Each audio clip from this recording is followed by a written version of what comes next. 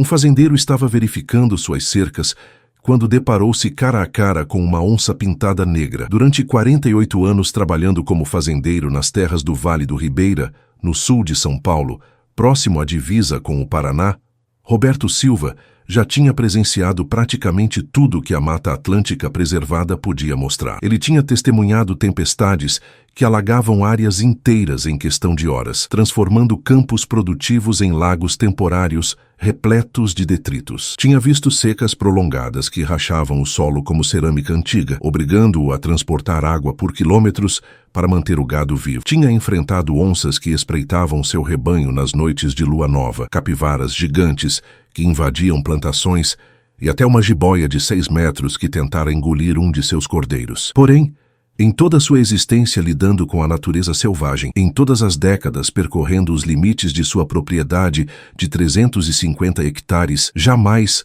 absolutamente jamais, Roberto imaginou que um dia fitaria os olhos de uma onça pintada negra adulta e enxergaria não o olhar gelado de um predador implacável, mas algo que somente poderia ser definido como reconhecimento, lembrança e possivelmente até gratidão. Esta é a narrativa extraordinária de um reencontro impossível, de como um ato de compaixão realizado durante uma das piores catástrofes climáticas da história do Vale do Ribeira estabeleceu uma conexão que desafiou o tempo, o instinto e toda a compreensão conhecida sobre o comportamento de grandes felinos selvagens. É a história de como 9 anos podem representar uma eternidade, ou podem ser apenas um instante, dependendo da intensidade do vínculo criado entre dois seres vivos que, por todas as leis da natureza, deveriam ser adversários mortais. A narrativa começa não em 2024, mas 9 anos antes, durante as enchentes históricas de janeiro de 2015 que devastaram toda a região do Vale do Ribeira. Roberto recordava daqueles dias como se tivessem ocorrido ontem, pois eram o tipo de lembrança que fica gravada na memória como ferro em brasa. O rio Ribeira de Iguape tinha iniciado sua subida na primeira semana de janeiro, como habitualmente acontecia na temporada de chuvas intensas do verão. Porém, desta vez, existia algo diferente, algo ameaçador na maneira como a água avançava. Ao invés de elevar-se gradualmente, proporcionando tempo para que pessoas e animais se preparassem, o rio subia em ondas violentas, ganhando meio metro, às vezes 1 metro completo, durante uma única madrugada. As precipitações que caíam nas cabeceiras do rio, nas serras cobertas de floresta atlântica preservada, eram tão intensas que meteorologistas não possuíam registro de eventos similares nos últimos 60 anos. A Defesa Civil começou a emitir avisos cada vez mais urgentes, mencionando possibilidade de evacuações em massa, falando em níveis hídricos que poderiam ultrapassar todos os recordes históricos conhecidos. Roberto e sua esposa, Clarice, uma mulher resiliente de 45 anos que passou toda a sua vida ao lado dele, enfrentando todas as adversidades que a região podia apresentar, iniciaram os preparativos emergenciais. Moveram o gado para as porções mais elevadas da propriedade, onde havia uma colina que raramente era alcançada pelas cheias. Ergueram os móveis da residência sobre tijolos e blocos de concreto. Estocaram alimentos não perecíveis, água potável, medicamentos, velas, lanternas, tudo o que poderiam necessitar caso ficassem isolados por semanas. Mas nem mesmo Roberto, que tinha vivenciado 6 grandes enchentes durante sua existência, estava preparado para o que aconteceu na madrugada de 19 de janeiro de 2015. O rio transbordou de forma apocalíptica. Não existia outra expressão para descrever o fenômeno. Durante a noite, alimentado por chuvas torrenciais incessantes, o Ribeira de Iguape elevou-se impressionantes 5 metros em apenas 10 horas. Quando o sol nasceu, revelando um universo transformado em oceano infinito de água barrenta, Roberto observou da varanda de sua casa, que felizmente estava construída sobre alicerces altos, e contemplou uma paisagem que parecia extraída do apocalipse. Água até onde os olhos alcançavam, árvores submersas até a copa, residências de vizinhos com apenas os telhados visíveis, animais selvagens tentando desesperadamente localizar qualquer fragmento de terra seca que ainda permanecesse. Foi Clarice quem avistou primeiro. Ela tinha despertado antes do marido, como habitualmente fazia, e estava na cozinha preparando café quando olhou pela janela, que dava para o lado sul da propriedade, e soltou um grito que fez Roberto saltar da cama com o coração acelerado. Roberto, Roberto, venha ver imediatamente. Ela não estava gritando de pavor exatamente, era algo distinto.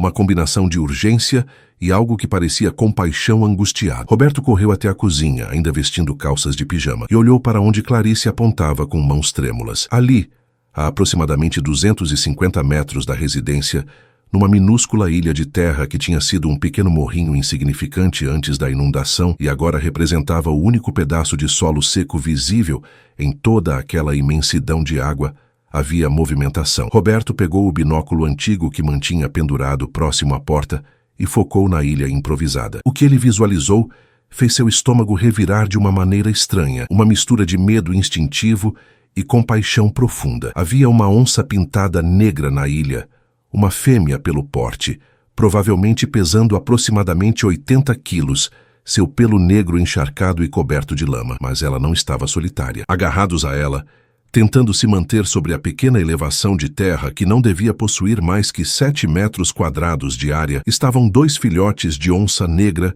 que não deviam ter mais que 3 ou 4 meses de existência. A cena era de partir o coração. A mãe onça estava visivelmente exaurida, seu corpo tremendo de cansaço e frio, porque mesmo na Mata Atlântica permanecer molhado por horas pode provocar hipotermia. Ela provavelmente tinha nadado por quilômetros, carregando ou guiando seus filhotes, buscando desesperadamente qualquer pedaço de terra firme, fugindo da água que continuava subindo, destruindo seu território, afogando suas presas, transformando seu mundo em um pesadelo aquático. Os filhotes choramingavam, sons agudos que Roberto conseguia escutar mesmo à distância, e a mãe os lambia freneticamente, tentando aquecê-los, confortá-los. Porém, ela própria estava no limite do colapso. Clarice segurou o braço do marido com força que deixaria marcas. Roberto, aqueles bebês vão morrer. Observe o tamanho deles. Não conseguem nadar adequadamente ainda. E a água está subindo. Olhe ali. A ilha está diminuindo. Roberto olhou e percebeu que ela estava correta. A água continuava avançando inexorável, centímetro por centímetro, e aquela pequena ilha de salvação estava encolhendo visivelmente. Em algumas horas, talvez menos, aquele pedaço de terra desapareceria completamente sob as águas barrentas, e a onça teria que escolher entre tentar nadar novamente com filhotes, que provavelmente não teriam força para continuar, ou permanecer e afogar junto com eles. Não existe nada que possamos fazer, Roberto disse, e sua voz saiu sem convicção, porque ele mesmo não acreditava no que estava dizendo. São animais selvagens, Clarice. Uma onça adulta pode nos matar em segundos, especialmente uma mãe protegendo filhotes. Se tentarmos nos aproximar, ela vai atacar. É instinto dela. Mas ele continuava observando através do binóculo, vendo a forma como a mãe onça empurrava seus filhotes para o centro da ilha cada vez que a água avançava mais um pouco, vendo o desespero em cada movimento dela e algo dentro do peito dele, algo relacionado a ser pai de 3 filhos, algo relacionado a passar a vida inteira cuidando de animais e compreendendo o amor universal que mães têm por suas crias, não conseguia simplesmente dar as costas. Vou buscar eles, Roberto declarou subitamente, surpreendendo a si mesmo com as palavras. Clarice virou para ele com olhos arregalados. Você enlouqueceu. É uma onça negra, Roberto, uma onça-mãe. Ela vai te despedaçar. Talvez, Roberto respondeu já indo para o quarto buscar vestimentas adequadas.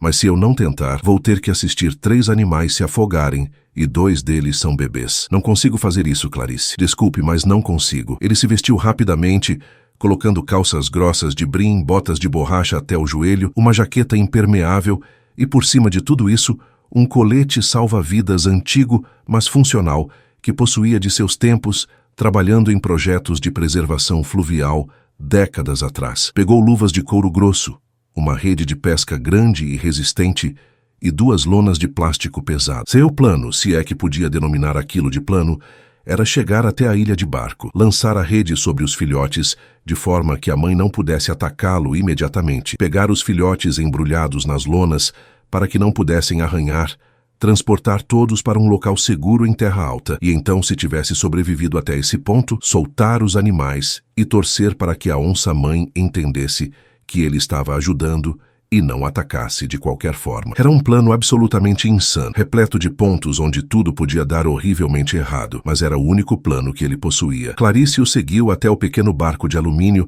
que tinham amarrado nos pilares da casa, que agora estava flutuando ao lado da varanda porque a água tinha subido tanto que o quintal tinha se tornado parte do rio. Você tem certeza disso? Ela perguntou uma última vez, lágrimas nos olhos porque conhecia o marido suficientemente bem para saber que quando ele decidia fazer algo, argumentar era inútil. Roberto a puxou para um abraço apertado. Se eu não retornar, você sabe onde estão todos os documentos da fazenda? Onde está o dinheiro guardado? Como entrar em contato com nossos filhos? Mas eu vou voltar, Clarice. Eu prometo que vou voltar. Ele beijou sua testa, entrou no barco, puxou a corda do motor de popa antigo que felizmente pegou na primeira tentativa e começou a navegar em direção à ilha que encolhia, onde 3 vidas dependiam de sua coragem ou loucura. Ele ainda não tinha certeza de qual das duas. O trajeto de 250 metros pareceu durar uma eternidade. A água estava agitada, repleta de detritos flutuantes, galhos inteiros de árvores, pedaços de cercas, até uma geladeira velha passando à deriva como um iceberg doméstico. Roberto tinha que desviar constantemente de obstáculos, mantendo o motor em velocidade baixa para não colidir em nada que pudesse perfurar o casco fino de alumínio do barco. Conforme se aproximava da ilha, conseguia visualizar mais detalhes da situação desesperada dos animais. A mãe onça tinha notado o barco e agora estava posicionada entre seus filhotes e a ameaça se aproximando.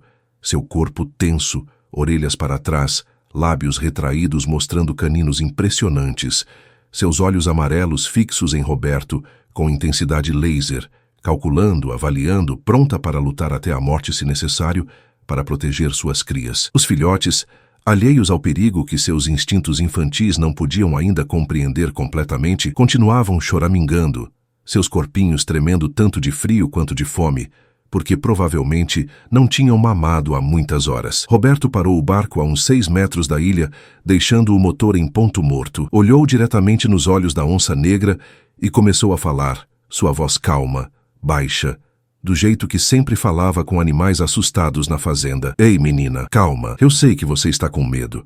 Eu sei que quer proteger seus bebês. Eu entendo. Eu sou pai também, tenho filhos também. Não vou machucar você nem eles, eu prometo. Estou aqui para ajudar, só isso.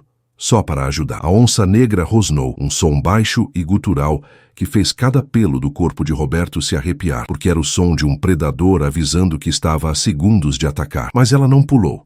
Não se jogou na água para virar o barco. Não fez nada além de rosnar e manter sua posição defensiva. Roberto percebeu algo crucial. Ela estava exausta demais para atacar. Tinha usado todas suas reservas de energia nadando até ali, mantendo os filhotes vivos, lutando contra a enchente. Estava operando puramente no instinto maternal agora, sem forças reais para uma luta. Foi essa realização que deu a Roberto a coragem de executar a próxima parte de seu plano insano. Ele pegou a rede de pesca, grande e resistente, do tipo usada para pegar peixes grandes, e com um movimento praticado de décadas lançando redes, jogou-a sobre os 2 filhotes. A mãe onça rugiu, um som que ecoou sobre as águas e provavelmente foi ouvido a quilômetros de distância, um som de raiva e terror absoluto. Ela se jogou contra a rede tentando rasgá-la, mas Roberto já estava se movendo, pulando da lateral do barco para a água que batia na altura de sua cintura, sentindo a corrente tentando desequilibrá-lo, agarrando a rede com os filhotes dentro. Os pequenos felinos estavam apavorados, miando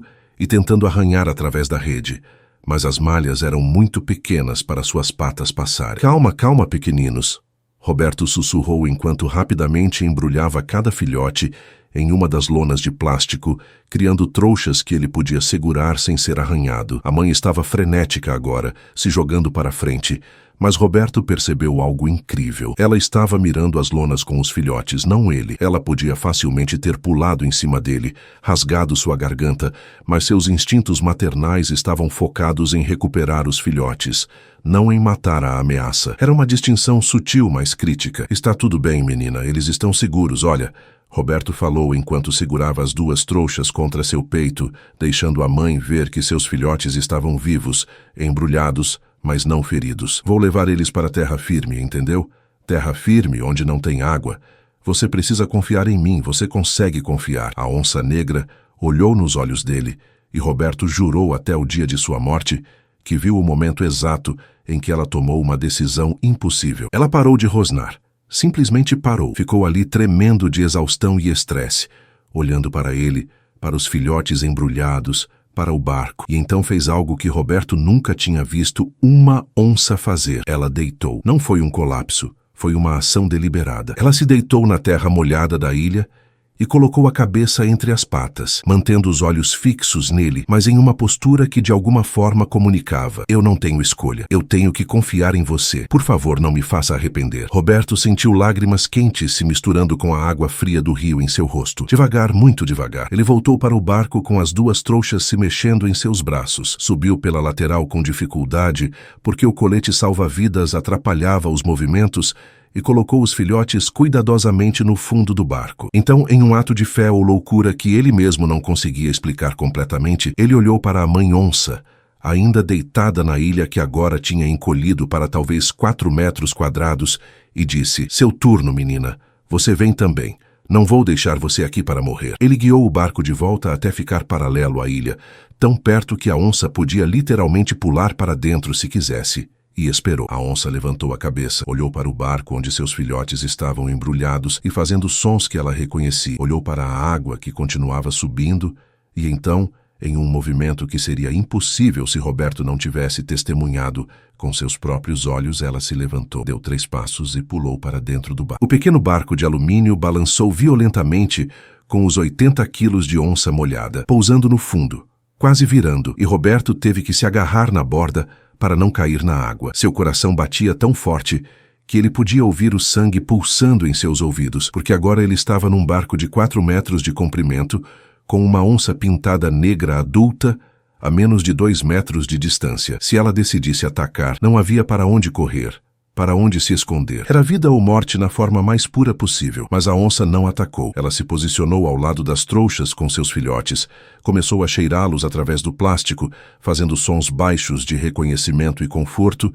e então olhou para Roberto com uma expressão que ele não conseguiria descrever em palavras, mesmo se tentasse pelo resto da vida. Não era gratidão, porque animais selvagens não pensam em termos de dívidas e favores. Não era amizade, porque onças não fazem amigos com humanos. Era algo mais primitivo, mais fundamental. Era um reconhecimento de que naquele momento específico, eles eram aliados contra um inimigo comum, a enchente que ameaçava matar todos eles. Roberto ligou o motor do barco com mãos que ainda tremiam de adrenalina e começou a navegar em direção à parte alta de sua propriedade, onde a colina tinha ficado acima da linha d'água e formado uma ilha temporária de talvez 12 hectares de floresta seca. A viagem levou 25 minutos, navegando devagar, desviando de obstáculos, com Roberto mantendo um olho no caminho à frente e outro na onça que permanecia quieta no fundo do barco, ocasionalmente lambendo as lonas que envolviam seus filhotes, mas nunca mostrando agressão. Quando finalmente chegaram à ilha formada pela colina, onde havia árvores grandes, arbustos densos e até alguns animais selvagens que tinham buscado refúgio ali, Roberto encostou o barco em uma margem de terra firme. Agora vinha a parte mais perigosa do plano insano: soltar os animais. Ele pegou as 2 trouxas com os filhotes, mantendo movimentos lentos e deliberados, e colocou-as em terra firme a uns 3 metros da margem da água. Então, voltou para o barco, pegou uma faca que mantinha no cinto e com cortes rápidos e precisos abriu as lonas. Os filhotes saíram cambaleando, encharcados, assustados, mas ilesos, e imediatamente começaram a miar chamando a mãe. A resposta da onça foi instantânea. Ela pulou do barco para a terra com uma graciosidade que desafiava o fato de estar exausta, e imediatamente começou a lamber seus filhotes freneticamente, verificando se estavam feridos, cheirando cada centímetro deles, fazendo aqueles sons baixos e ritmados que mães felinas fazem para acalmar suas crias. Roberto aproveitou o momento de distração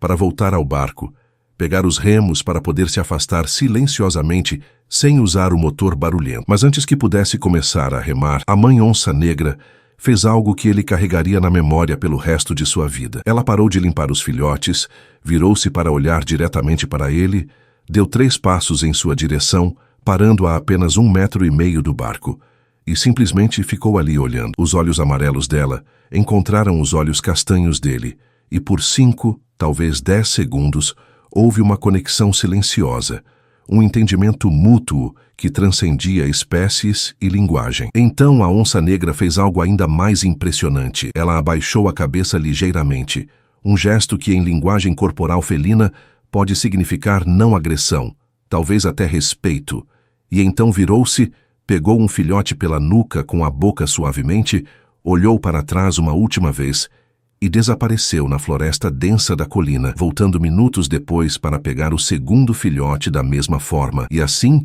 tão rapidamente quanto o encontro impossível tinha começado, terminou. Roberto remou de volta para casa em estado de choque, mal conseguindo processar o que tinha acabado de fazer, o que tinha acabado de testemunhar. Clarice o abraçou tão forte quando ele chegou que quase não conseguia respirar, chorando de alívio que ele tinha voltado vivo e inteiro. Você é maluco, completamente maluco, mas eu te amo.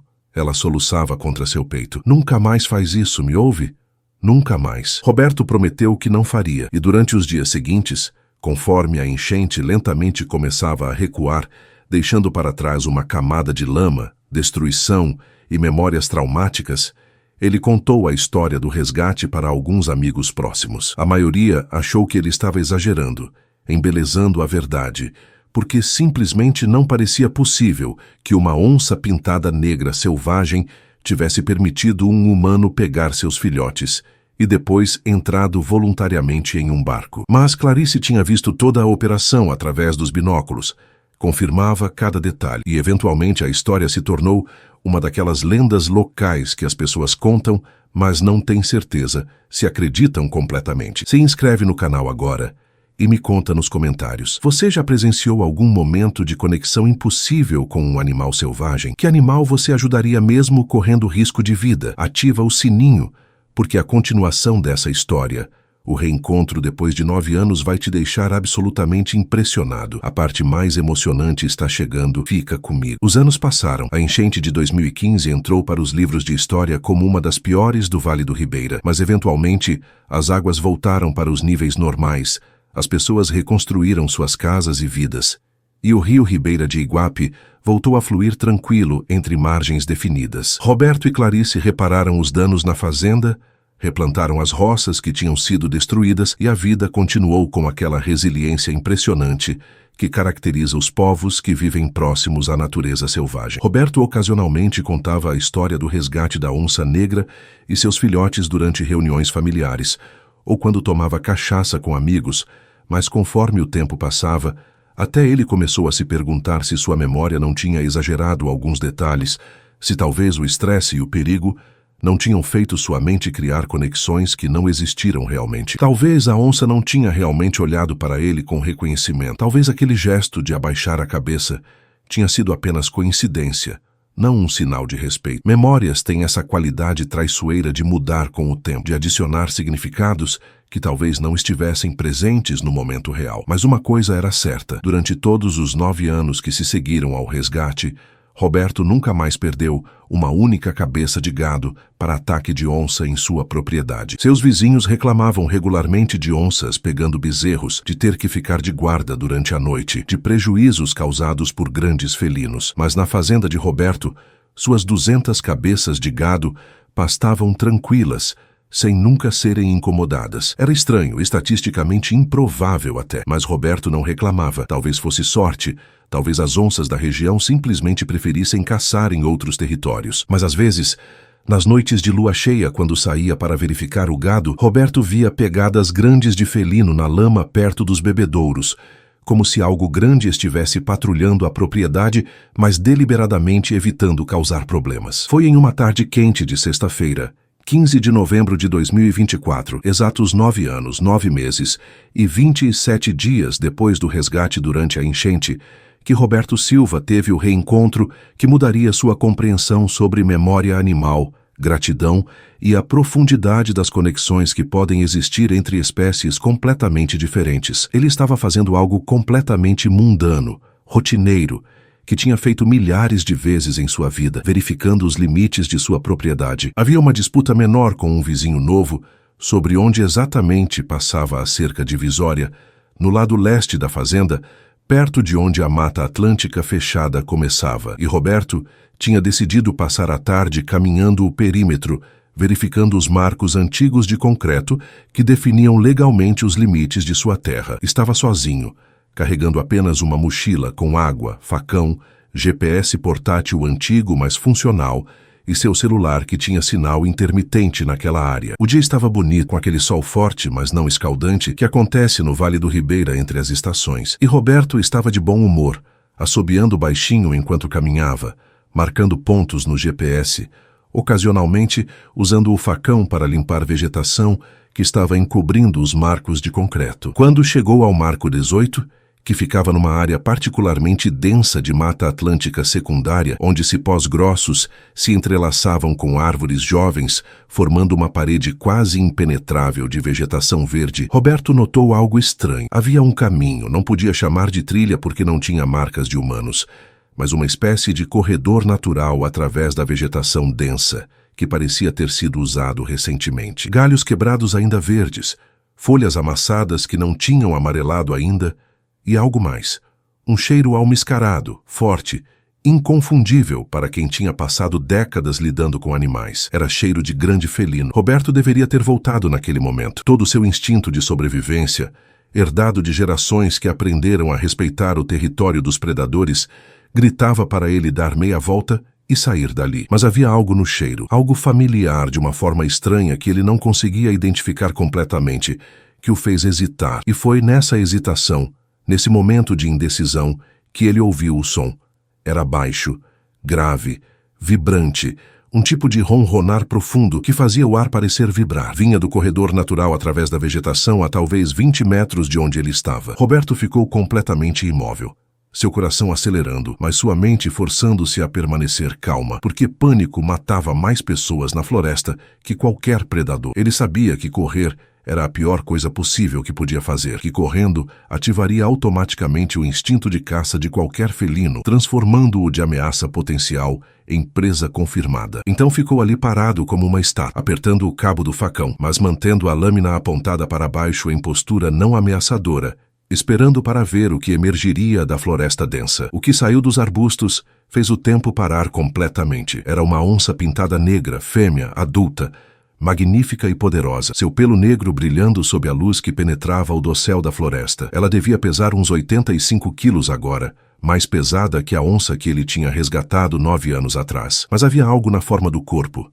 num padrão particular de pequenas marcas mais claras visíveis, apenas sob certa luz perto do ombro esquerdo, que fez uma memória antiga explodir na mente de Roberto. Era ela, tinha que ser ela, a mãe que ele tinha resgatado com 2 filhotes durante a enchente. Mas isso era impossível, não era? Onças não tinham esse tipo de memória de longo prazo para rostos humanos. Não criavam laços emocionais que duravam anos. Todos os biólogos que Roberto tinha consultado depois do resgate tinham dito isso. Onças eram animais solitários territoriais que operavam puramente por instinto. Qualquer comportamento que parecesse gratidão ou reconhecimento era projeção humana, nosso cérebro tentando colocar emoções humanas em ações animais que tinham explicações puramente instintivas. Mas enquanto Roberto olhava nos olhos dessa onça negra, enquanto ela dava 3 passos lentos e deliberados em sua direção, parando a apenas 6 metros dele, ele sabia, com uma certeza que ia além de lógica ou ciência, que ela o reconhecia. Não havia agressão em sua postura. Suas orelhas estavam para a frente, não para trás. Sua cauda estava relaxada, não chicoteando nervosamente. Sua boca estava fechada, não aberta, mostrando dentes em ameaça. E seus olhos, aqueles olhos amarelos que brilhavam na luz filtrada da floresta, tinham a mesma expressão que ele tinha visto 9 anos atrás, quando ela abaixou a cabeça antes de desaparecer na mata com seus filhotes. Era reconhecimento, era lembrança, era conexão. "Oi, menina", Roberto sussurrou, sua voz saindo trêmula de emoção que ele não tinha antecipado. "É você, não é? Você se lembra de mim?" A onça negra inclinou a cabeça ligeiramente para o lado, um gesto quase canino de curiosidade, e soltou outro daqueles ronronares profundos que Roberto podia sentir vibrando em seu próprio peito. Então, ela se sentou, um movimento gracioso e deliberado, e simplesmente ficou ali olhando para ele. Não estava caçando, não estava ameaçando, estava apenas presente, reconhecendo. Antônio sentiu lágrimas quentes começando a formar em seus olhos, porque a magnitude do que estava acontecendo estava finalmente penetrando em sua consciência. Essa criatura selvagem, esse predador apex que não devia lealdade a ninguém, que operava por instinto puro de sobrevivência, tinha de alguma forma mantido uma memória dele por 9 anos inteiros. Tinha reconhecido seu cheiro, ou talvez sua aparência, ou talvez alguma combinação de sinais sensoriais que humanos nem conseguem compreender completamente, e tinha escolhido se revelar, se aproximar, fazer contato. "Você sobreviveu", Roberto disse, sua voz quebrando um pouco. Você e seus bebês sobreviveram. Eu pensei tanto em vocês ao longo dos anos. Me perguntei se tinham conseguido, se a enchente não tinha sido demais. Mas você conseguiu, menina. Você conseguiu. A onça negra ficou ali por mais um minuto que pareceu uma eternidade, e então fez algo que Roberto nunca, em seus 48 anos lidando com animais, tinha visto uma onça selvagem fazer. Ela deitou completamente, não em posição de emboscada com músculos tensos prontos para pular, mas relaxada, com a cabeça apoiada nas patas dianteiras, olhando para ele com o que só podia ser descrito como contentamento. Era a postura de um animal que se sentia seguro, que confiava. Roberto não se atrevia a se mover.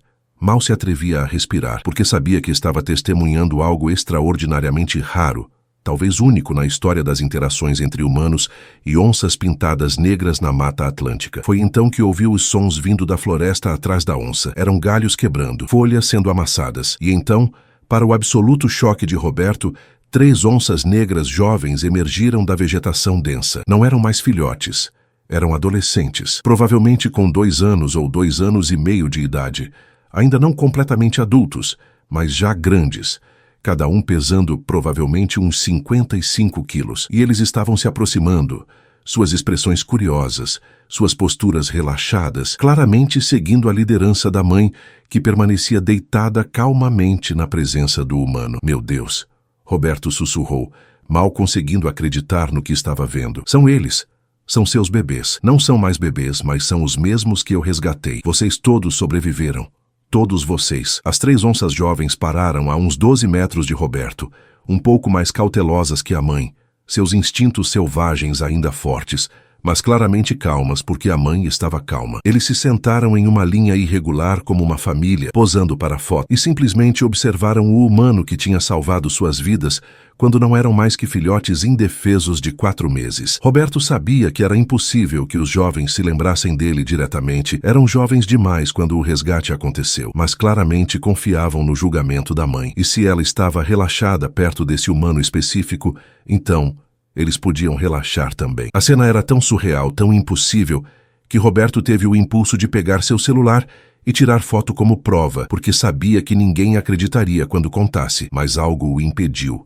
Algum instinto profundo que dizia que tirar o celular, fazer movimentos bruscos, quebrar o momento mágico de conexão silenciosa, seria uma traição da confiança que estava sendo demonstrada. Então ele apenas ficou ali em pé, olhando para a família de onças negras que o olhava de volta, e deixou a memória se gravar em sua mente, de forma que nenhuma foto jamais conseguiria capturar completamente. Quanto tempo eles ficaram ali, humano e onças, compartilhando espaço e silêncio respeitoso? Roberto não conseguiria dizer com certeza depois. Talvez 5 minutos, talvez 20. O tempo tinha perdido o significado naquele momento suspenso, onde 2 espécies que deviam ser inimigas naturais reconheceram algo mais profundo que instinto predador-presa. Reconheceram história compartilhada, reconheceram um momento quando um tinha salvado os outros da morte certa, reconheceram que dívidas podem ser lembradas, mesmo por criaturas que supostamente não têm capacidade para gratidão. Finalmente a mãe onça negra se levantou,